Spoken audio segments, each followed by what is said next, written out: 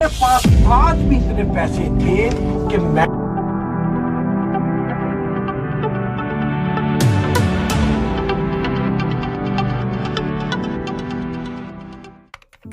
میرا نام جاوید اقبال ہے اور میں نے 100 بچوں کو قتل کیا ہے۔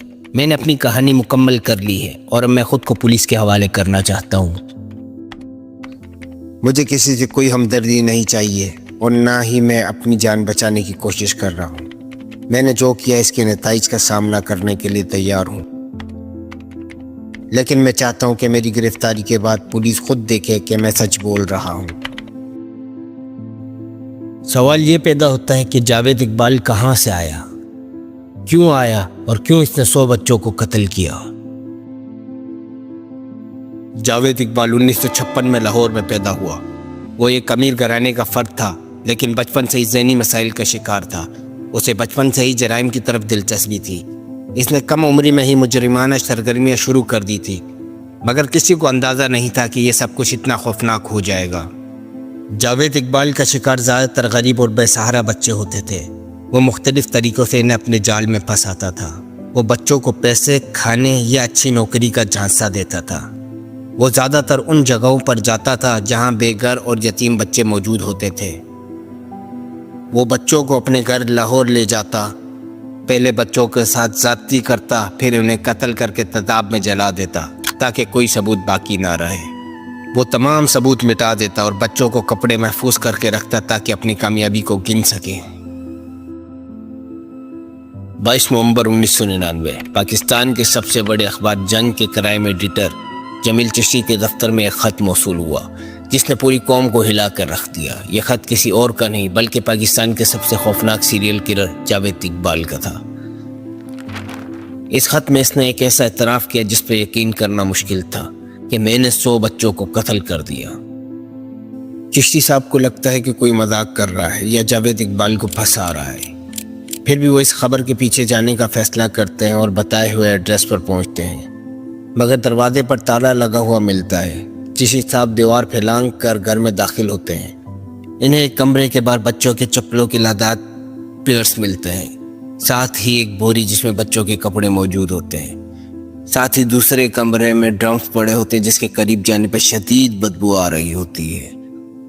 ساتھ ہی پڑے میز پہ کچھ تصویریں اور ڈیٹیل ملتی ہیں جو خط کے ساتھ آئے ہوئے ڈیٹیل سے میچ کرتی ہیں۔ جب یہ خبر عوام تک پہنچی تو پورے ملک میں ایک طوفان برپا ہو گیا۔ لوگ گمشدہ بچے ڈھونڈنے کے لیے اس گھر کے باہر جمع ہونا شروع ہو گئے۔ کوئی اپنے بچوں کے کپڑے ڈھونڈتا اور کوئی چپل۔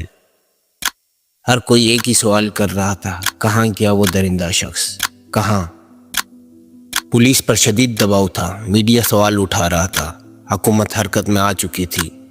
یہ سب دیکھنے کے بعد پولیس نے فوری طور پر جاوید اقبال کی گرفتاری کے احکامات جاری کیے، لیکن حیرت کی بات یہ تھی کہ وہ غائب ہو چکا تھا۔ پھر 29 دسمبر 1999 کو اچانک وہ خود چل کر جنگ اخبار کے دفتر پہنچا، جیسے اسے کسی کا بھی خوف نہ ہو۔ اس دن جنگ اخبار کے رپورٹر اپنے معمول کی سرگرمیوں میں مصروف تھے کہ اچانک ایک شخص دفتر میں داخل ہوا، درمیانی قد کا، سنجیدہ چہرہ اور نظریں جھکی ہوئی۔ یہ جاوید اقبال تھا۔ وہ رپورٹرز کے پاس گیا اور سکون سے کہا، میں جاوید اقبال ہوں اور میں خود کو پولیس کے حوالے کرنے آیا ہوں۔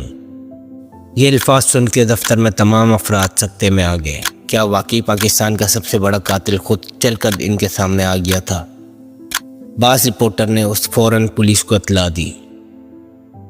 جیسے ہی اخبار کے دفتر سے پولیس کو اطلاع دی گئی، چند ہی منٹ میں پولیس کی گاڑیاں دفتر پہنچ گئی۔ پولیس افسران کو بھی یقین نہیں آ رہا تھا کہ وہ شخص جسے پورا ملک ڈھونڈ رہا ہے وہ خود گرفتاری دینے آ گیا۔ جب پولیس افسران اندر داخل ہوئے تو جاوید اقبال نے بغیر کسی مزاحمت کے خود کو ان کے حوالے کر دیا۔ ایسا لگ رہا تھا جیسے وہ پہلے ہی فیصلہ کر چکا تھا کہ اب اسے کیا کرنا ہے۔ جب پولیس نے اس سے پوچھا کہ اس نے خود کو حوالے کیوں کیا تو اس کا جواب چونکا دینے والا تھا۔ اس نے کہا، میں نے جو کچھ کیا اس کا حساب دینے کے لیے تیار ہوں۔ میں دیکھنا چاہتا ہوں کہ پاکستان کا قانون مجھ سے کیسے نپٹے گا۔ یہ الفاظ سن کر پولیس افسران حیران رہ گئے۔ جو شخص وہ معصوم جانیں لے چکا تھا وہ کسی پچھتاوے یا ڈر کے بغیر اپنی قسمت کا انتظار کر رہا تھا۔ عدالت میں پیشی کے دوران اس نے اپنے جرائم کا مکمل اعتراف کیا اور کہا وہ اپنے عمل کا حساب دینے کو تیار ہے۔ عدالت نے اسے وہی سزا سنائی جو اس نے معصوم بچوں کو دی تھی، جاوید کو تیزاب میں ڈال کر ختم کر دیا جائے گا۔ لیکن جب سب کو لگا کہ اس کو جاوید اقبال کو اس کے جرائم کی سزا ملنے والی ہے تو اچانک ایک اور حیرت انگیز خبر آ گئی۔ جاوید اقبال جیل میں مردہ پایا گیا۔ رپورٹ کے مطابق اس نے خودکشی کر لی، مگر کیا واقعی یا کسی نے اسے راستے سے ہٹا دیا؟ کیا یہ واقعی انصاف تھا یا کوئی بڑا راز ہمیشہ کے لیے دفن کر دیا گیا تھا؟